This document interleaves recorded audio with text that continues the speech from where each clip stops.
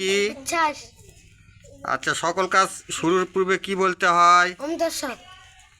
ঘুম থেকে উঠে পূর্বমুখী হয়ে মাটি স্পর্শ করে কি বলতে হয়? বেদতা ভ্রমণ। স্নান করার সময় কি বলতে হয়? সত্য গঙ্গায় নম।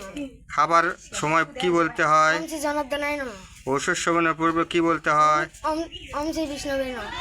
যাত্রা গেলে কি বলতে হয়? ওম শ্রী ব্রাহ্মণায় নম।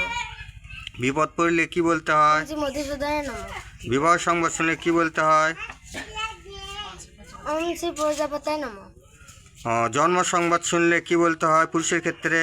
ওম দিব্যান লোকান। ওম আয়ুষ্মান ভব।